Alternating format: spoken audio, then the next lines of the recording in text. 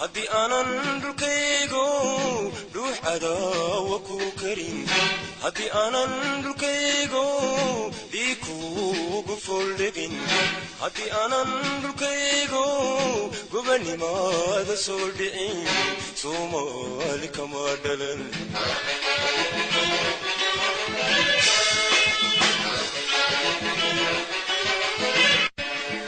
مالكا قمان دقن عني سمادمي مالكا قمان دقن عني سمادمي ايتنا دقم اللدين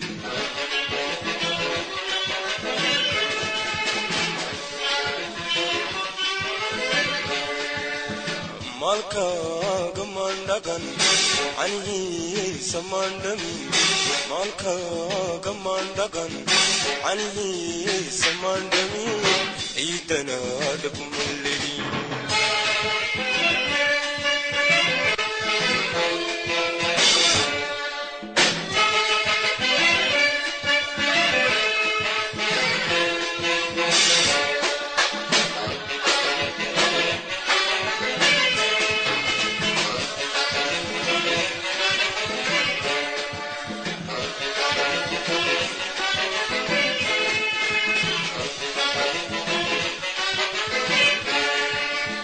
هدي أنا ندلكيغو قايتشكو قدومنان هدي أنا ندباتدا دحدسوككو أدكين هدي أنا دحنتيو ملع دباو ديريرن صومالي كما دلن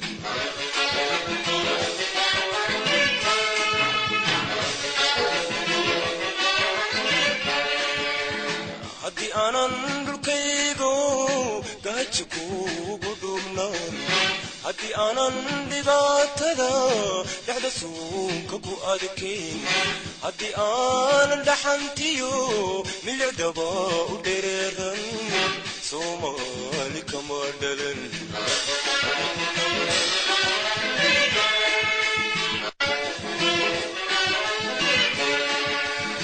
رتميدا كمان قرن ونيغا وبمان عنين رتميدا كمان قرن ونيغا وبمان عنين كما دغاد المقاعة رتميدا كمان قرن ونيغا وبمان عنين رتميدا كمان قرن ونيغا وبمان عنين كما دغاد المقاعة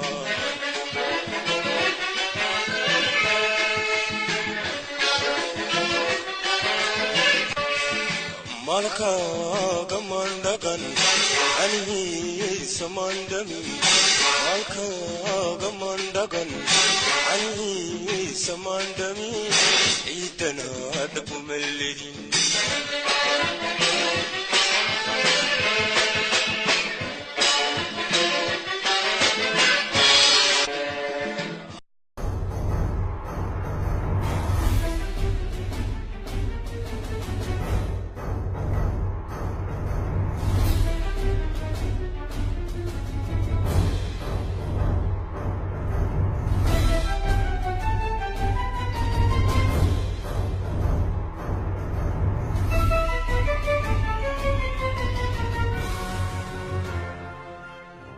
دقالها روحي كسوية ناشيشاية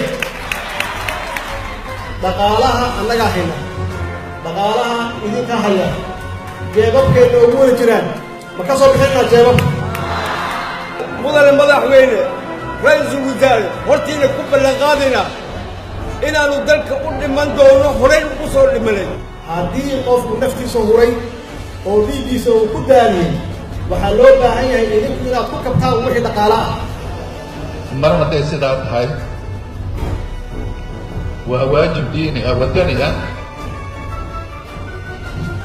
inaynu garab istaagno naf iyo maal